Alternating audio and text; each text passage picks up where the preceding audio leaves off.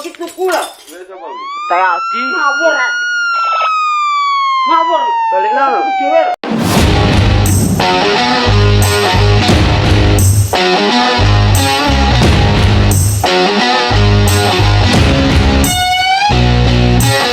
Assalamualaikum warahmatullahi wabarakatuh. Kami dari kelompok 10 akan menjelaskan teknik penulisan daftar pusaka yang efektif.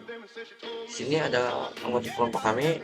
Di urutan pertama dan kedua kami yaitu Muhammad Fakih, yang kedua saya Mikan Hadi, yang ketiga Fariziana Alawali, yang keempat Ditya Nugraha Pratama. Assalamualaikum warahmatullahi wabarakatuh.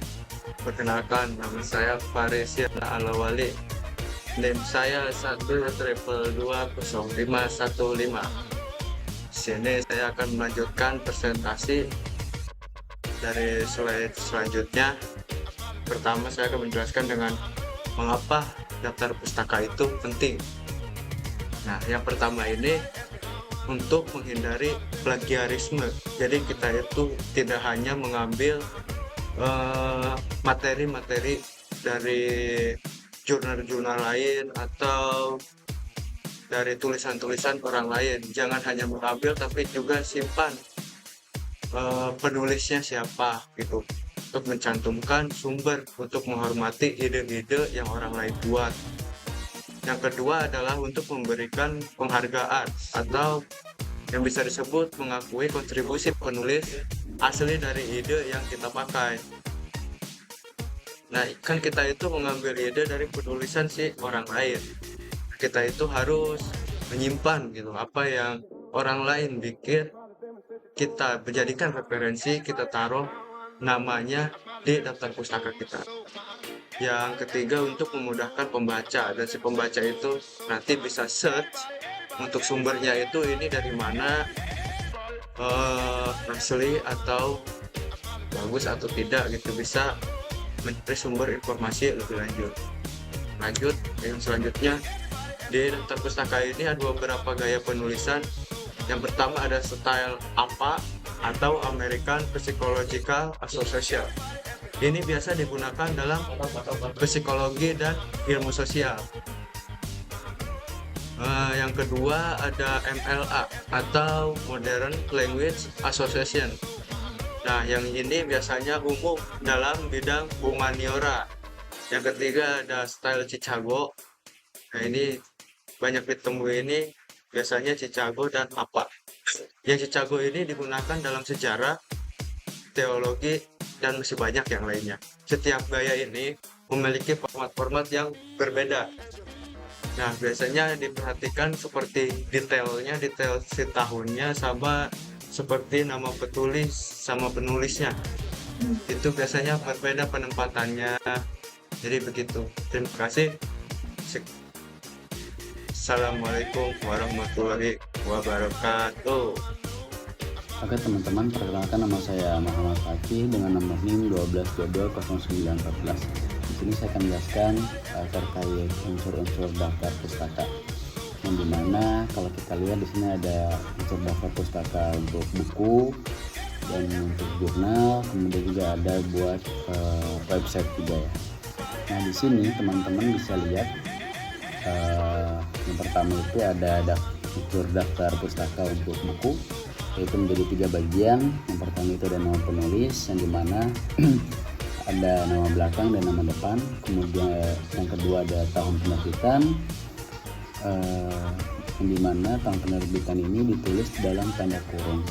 Kemudian juga ada judul buku, yang dimana juga judul buku ini dicetak dengan miring ya, dengan fontnya itu italik gitu. Nah seperti contoh di sini itu yang pertama ada nama penulisnya Kurniawan dengan kayaknya E-nya apa nih? Ekonomi atau apa ya? 2019. Nah ini tahun penerbitannya. Kemudian ada judul bukunya seperti Dendam, Rindu Harus Dibayar Tuntas. Nah di sini dicetaknya di Jakarta Gramedia Pustaka Utama. Kemudian yang berikutnya itu ada unsur daftar pustaka terkait jurnal. Nah ada 3 bagian juga.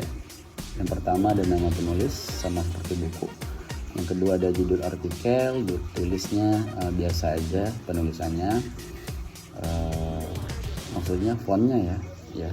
Yang ketiga itu kemudian ada nama jurnal, dicetak itu miring, sama seperti buku ya, dicetak miring juga, berarti fontnya italis juga dong.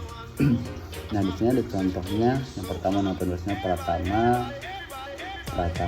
A dan Wijaya. Berarti ini ada 2 orang ya, ada Pratama sama Wijaya. Nah tahunnya itu di 2020. Kemudian nama jurnalnya pengaruh media sosial terhadap perilaku konsumtif remaja, jurnal ilmu komunikasi 18 dalam kurung 201 sampai 215. Ini halamannya berarti. Terus juga kemudian yang berikutnya ada unsur daftar pustaka website ya.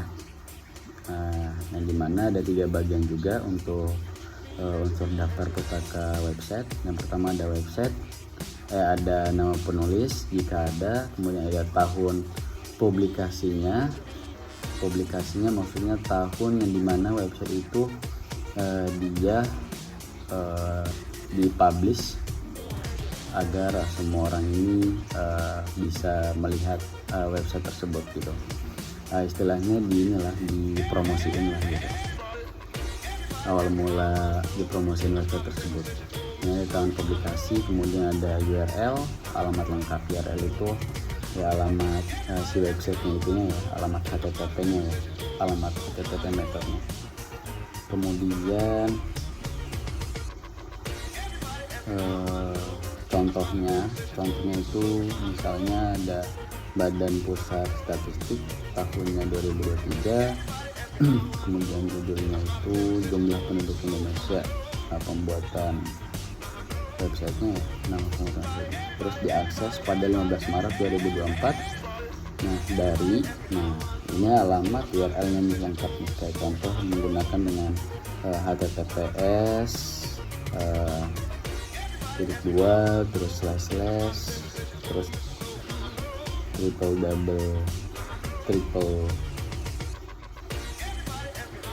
huruf W ya, www.bps.go.id, terus lagi indikator, terus lagi view _data, terus lagi 0 4 kali, kemudian lagi ada data, kemudian ada underscore table, ada /123. Nah ini adalah alamat URL si websitenya ini gitu.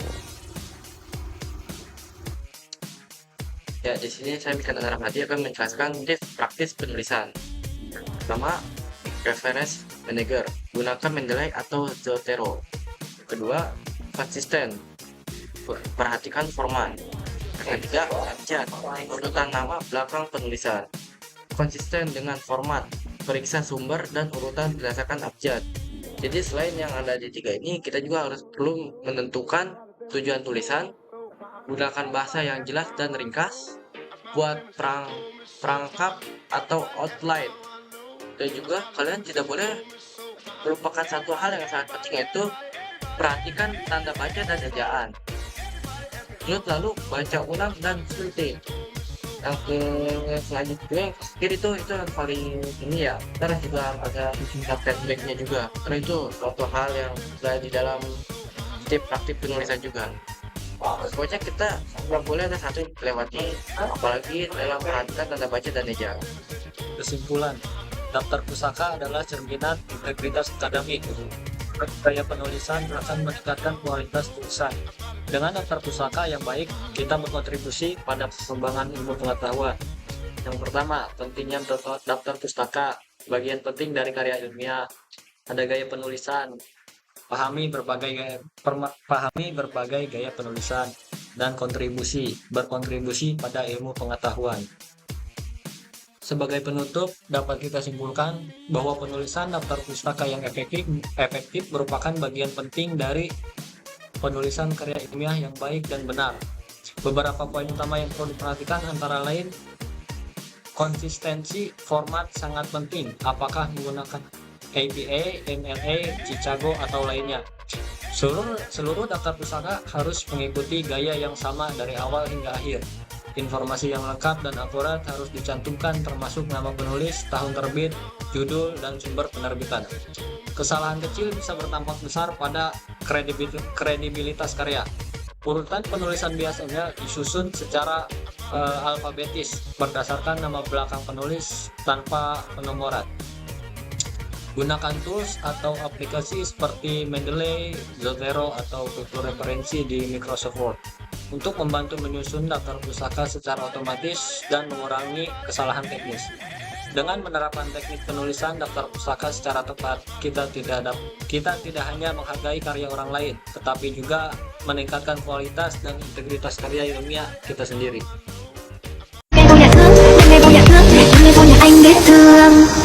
Giây phút em gặp anh là em biết em si tình. Tình tình tình tang tang ting tang tình tình tình tang tang tang. Giây phút em gặp anh là em biết em si tình. Tình tình tình tang tang ting tang tình mình tình an an tang.